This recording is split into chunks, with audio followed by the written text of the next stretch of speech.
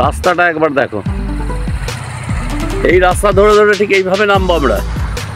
আর নেমে ওই যে দূরে দেখছো রাস্তা, ওই দূরে ওই দিক দিয়ে নেমে যাব, দূরে একদম। কোন হাইটে নামবো বুঝতে পারছো তো? আরে দেখো পাহাড়গুলো। আর আমরা আসছি ওই ওপর থেকে, ওই যে ছোট ছোট বাড়িগুলো দেখা যাচ্ছে, ওপর থেকে এসছি। আর দেখ একটু আগে ঠিক এইখান থেকে এলাম, এখানে গাড়িটা দাঁড় করালাম না, এইখান থেকে এলাম।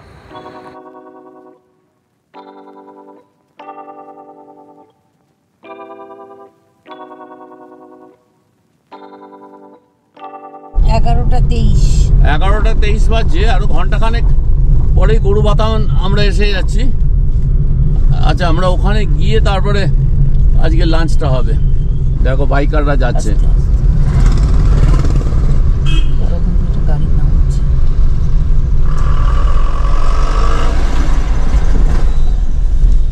গাড়ি এগিয়ে দিলাম, তো পেছনে গাড়ি রেখে যাওয়া ঠিক নয়, পাহাড়ি রাস্তা। আরামসে চলো, কোনো কিচ্ছু চিন্তা নয়। বারবার বলি, কোনো ভয় পাওয়ারও ব্যাপার নেই, আবার ওভার কনফিডেন্ট হওয়ার দরকার নেই। তোমাদের তো একটা কথা বলতেই ভুলে গেছি, মানে খুব ইম্পর্টেন্ট, যেটা আমরা লোলেগাঁওয়ে থাকলাম, লোলেগাঁওয়ের ওই হোটেলের ট্যারিফটা বলতে ভুলে গেছি, তাই না?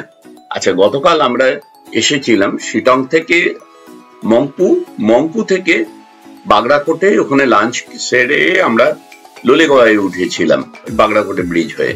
এই রাত্রিটা লোলেগাঁওতে ছিলাম। ওখানে যে আমাদের রুমটা দিয়েছিল, একদিকে আমরা পুরো সিকিম রেঞ্জ, কালিম্পং এই রেঞ্জটা দেখতে পাচ্ছিলাম, আর আরেকদিকে ছিল চিলড্রেন্স পার্ক।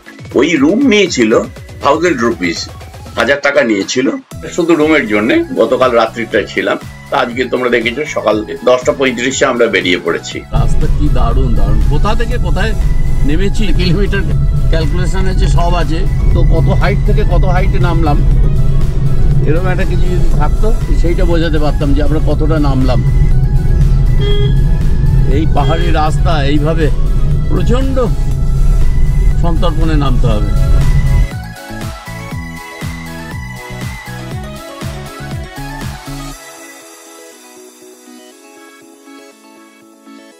সামনে বর্ডার রোড অর্গানাইজেশনের বোর্ড থেকে দেখছি পাপার খেতি 20 কিলোমিটার, ডালিম 34 কিলোমিটার, গরুবাথান 38 আর ডামডিম 49 কিলোমিটার।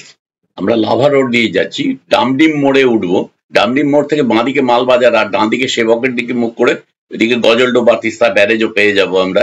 দেখি ওখানে গিয়ে কি কোথায় যাওয়া যায়। এখানে বাইকাররা এসছে যাচ্ছে, ওখানে কি লেখা দেখলে? If you are married, divorce speed. তার মানে বলতে চাইছে তুমি যদি বিবাহিত হও তাহলে স্পিডের সঙ্গে ডাইভার্স করো, তার মানে নিজেকে সাবধানে থাকো। খুব সুন্দর লেখা। কিন্তু প্রশ্ন একটাই, যে শুধু ম্যারিডরাই কি ড্রাইভে আসেন বা রাইডে আসেন? ব্যাচেলারদের জন্য কি থাকবে লেখা এখানে? 27.8 কিলোমিটার এসছি লোলেগাঁও থেকে, আর আমাদের এখন 35 কিলোমিটার বাকি আছে গরুবাথান।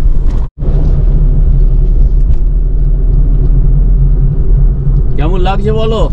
দারুণ দারুণ, বাহ। আমরা তো দুর্যোগের রাস্তা পেরিয়ে গেছি, তাই না? হ্যাঁ, সামনে আর কিছু নেই। দেখো এখানে মিররটা দেওয়া আছে, মিররের ভেতর দিয়ে দেখে নিচ্ছি ওদিকে কোনো গাড়ি আসছে কিনা। পাহাড়ে এই জিনিসটা খুব ভালো।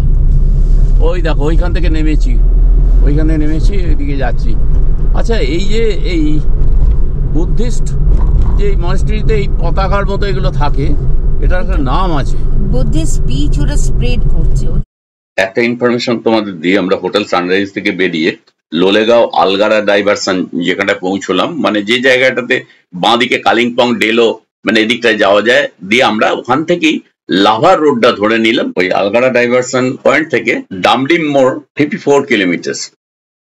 ওই আলগাড়া ডাইভারশন পয়েন্ট থেকে ধরো উপর দিকে যদি যেতাম, ডুকা জলপ্রপাতটা দেখে আমরা রামধুরা চলে যেতে পারতাম, প্রায় 19 কিলোমিটার। অথবা আমরা ওইখান থেকে ঋষভটা ঘুরে আসতে পারতাম, 7 কিলোমিটারের ওপরে হবে।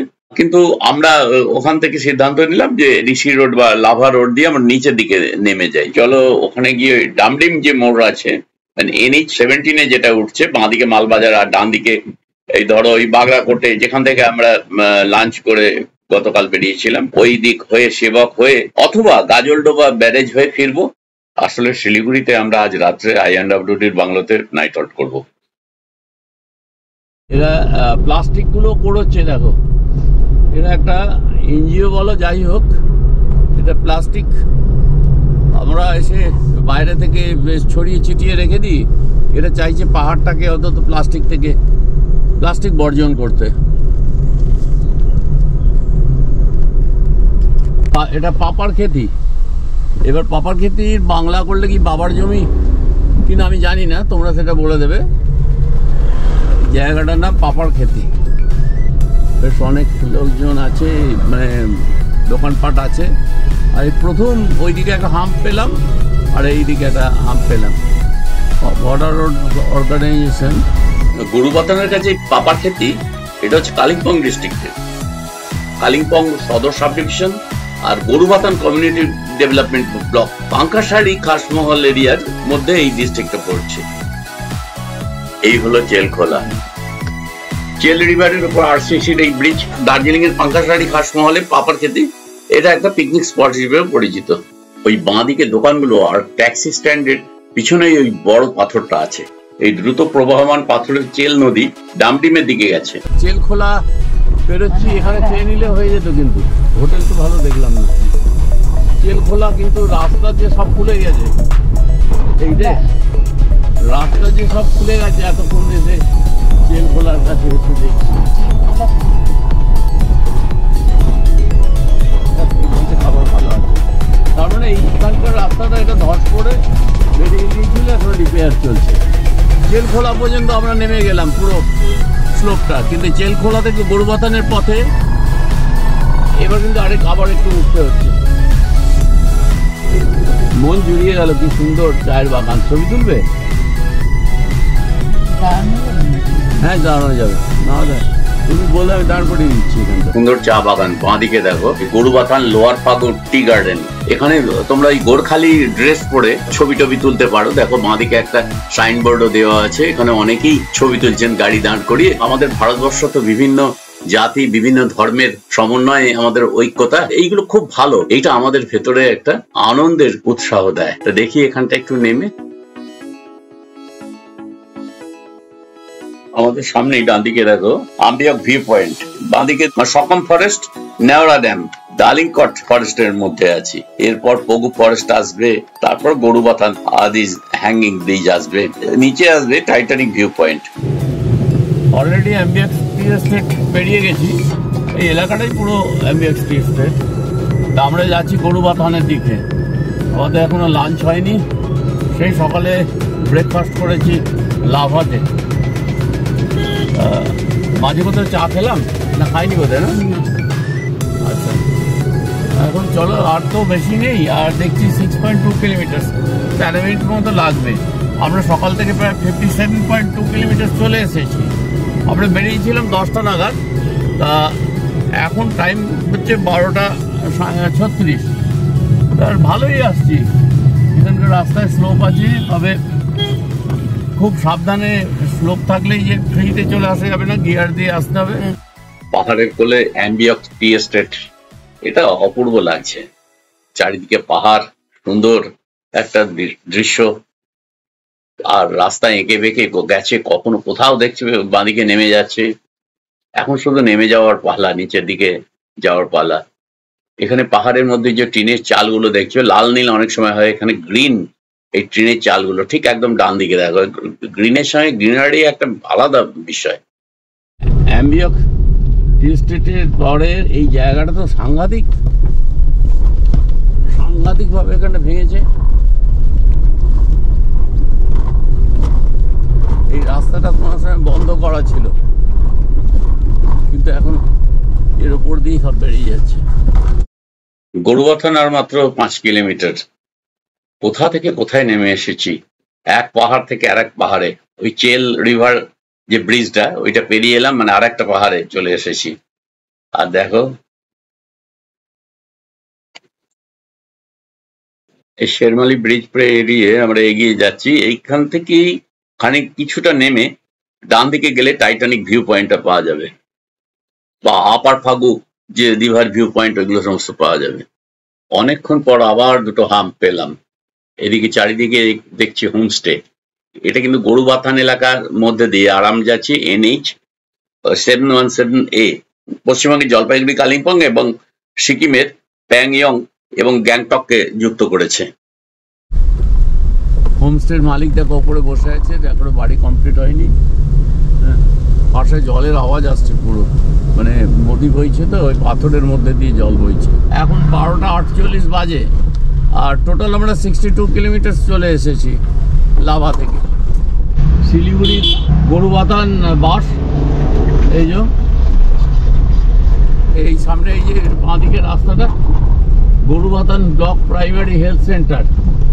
62.7 মানে 63 কিলোমিটার চলে এলাম এই গরুবাথান।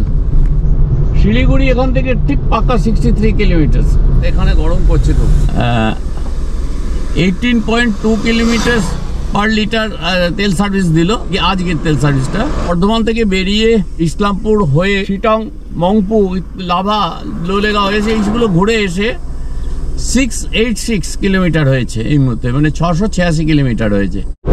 দারুণ জায়গা। গরুবাথান ফরেস্টের ভেতর দিয়ে এখন বেরিয়ে যাচ্ছি।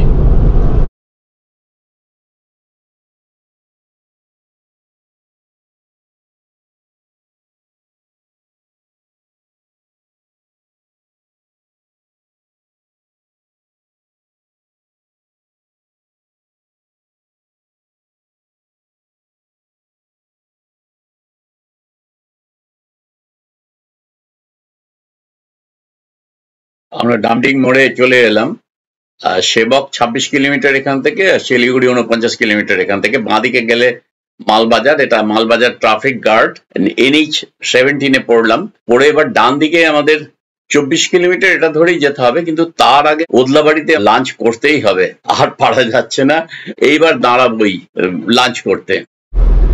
রানী ছেড়া, আচ্ছা ঠিক আছে, একবারে স্ট্রেট এই যে একদম বেরিয়ে যাবো সোজা।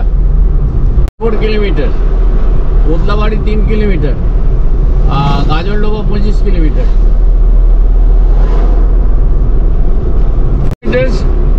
আর সেবক 24 কিলোমিটার। ঠিক নদীটার নামটা বলতে পারছি না।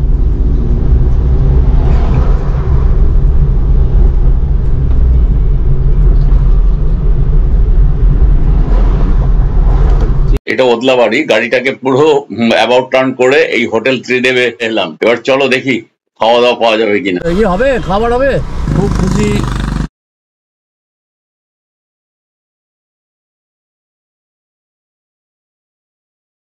আচ্ছা, আমাদের এই খাবারগুলো খাচ্ছি, আর এই যে এনারা রয়েছেন, কবিতা আর দিদির নাম বলো। আমার নাম শিখাবনি, মালবাজার বাড়ি।